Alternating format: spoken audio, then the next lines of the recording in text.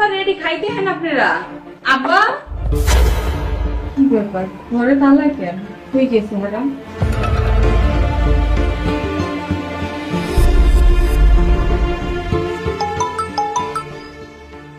আসসালামু আলাইকুম ভাবি। ওয়ালাইকুম আসসালাম। রাজু ভাই, আব্বা আম্মায় বাড়িতে নাই, হেরা ঘরে তালা দিয়ে কই জানি গেছে। বাড়িতে নাই? কই গেছে? আর কোথাও গেলে তো আপনারে বইলে যাও না। আমারে কিছুই কয় নাই। আমি সকালে ঘুম থেকে উঠা নাস্তা টাস্তা বানায় টেবিলে দিছি, হ্যাঁ গো ডাকতে আয় দেখি হেরা বাসায় নাই। ঘর তালা দিয়ে কই যে গেছে আমি কিছুই জানি না। আপনার কাছে কি কিছু কইছে? আপনি কিছু জানেন?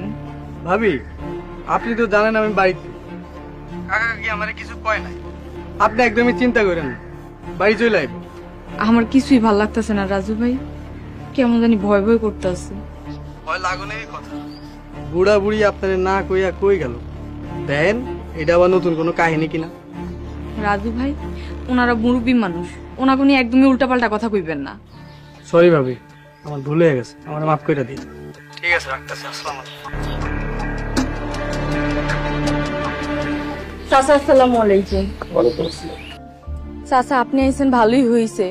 সকাল থেকে আব্বাই মাই কই জানি গেছে ঘরে তালা দিয়া, আমার অনেক চিন্তা হইতাছে। তোমার শ্বশুর আমার কাছে বাড়ি ঘর দোকান সবকিছু বেচা চলে গেছে। কি কইতাছেন? হেরা নিজকে বাড়ি ঘর ছেড়ে কই যাইব? কেন যাইব? কোন মুখে কইব মা? তোমার শ্বশুর আমার কাছ থেকে 15 লক্ষ টাকা ধার নিছিল, টাকা ফেরত দিতে পারে নাই, তাই সাপ কবরা ধরিলে আমার কাছে বাড়ি বিক্রি করে চলে গেছে।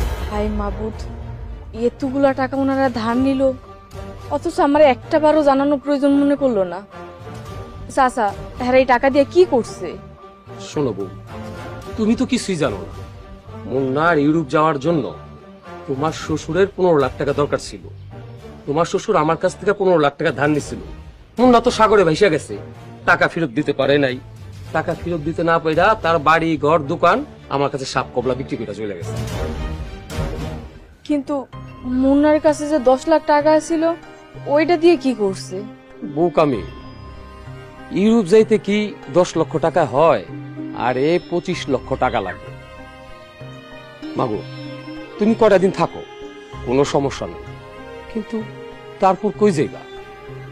জানি না কই যাব। কি বলেন, আপনার যাওয়ার কোনো জায়গায় নাই? শোনো মা, তুমি যদি বলো তোমার মামার সাথে আমি কথা বলবো। চেয়ারম্যান হিসাবে আমার একটা দায়িত্ব আছে না? চাচা, আপনি অনেক ভালো মানুষ, আপনার মনে অনেক দয়া, আপনি চিন্তা করেন না, আমি কালকে সকালেই চলে যাব।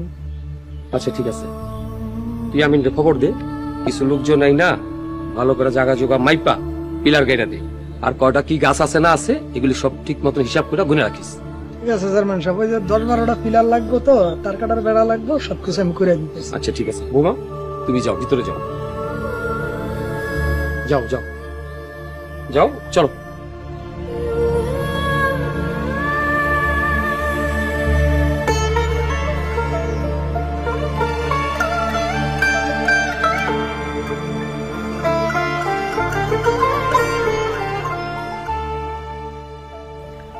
আল্লাহ, এ কি কঠিন পরীক্ষার মধ্যে ফালাইলা আমারে। আমার জীবনে দুঃখ কষ্ট ছাড়া আর কিছুই নাই। আমার স্বামীরেও তুমি কাইরা নিলা, এখন আমি কি নিয়ে বাঁচবো?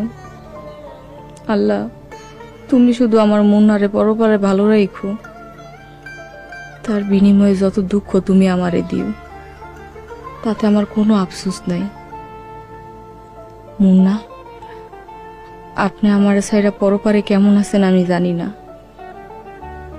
আপনারা তো সাগরের পানিতে ভাসায় নিয়ে গেছে, আর আমি কষ্টের সাগরে হাবুডুবু খাইতাছি। অনেক কষ্ট, অনেক কষ্টে আছি।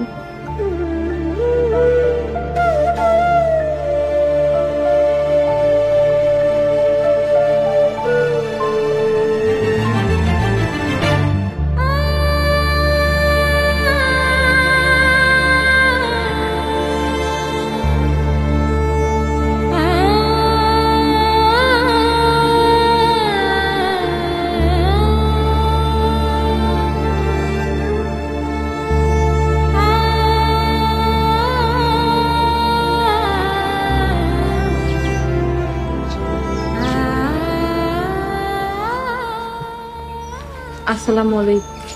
ওয়ালাইকুম সালাম। চাচা, এই নেন চাবি। আর এই ব্যাগে আমার কিছু ব্যক্তিগত জিনিস, কাপড় চোপড় ছাড়া আর কিছুই নেই, চাইলে চেক করতে পারবেন। দেখতে হইব না মা, তোমার মন চাইলে এই বাড়ি থেকে যা খুশি তুমি তাই নিতে পারো। আপনার মনে অনেক দয়া। আমার শ্বশুর শাশুড়ির লগে দেখা হইলে সালাম দিয়েন, আর কোয়েন আমার কোনো ব্যবহারে যদি তারা কষ্ট পায় থাকে আমারে যেন ক্ষমা কইরা দেয়। অবশ্যই কমো মা, তুমি ভালো থেকো। আসি চাচা, আসসালামু আলাইকুম। ওয়ালাইকুম সালাম।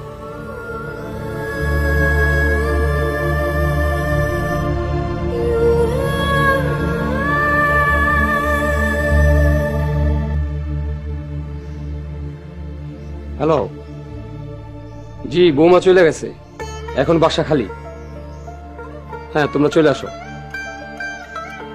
ওকে।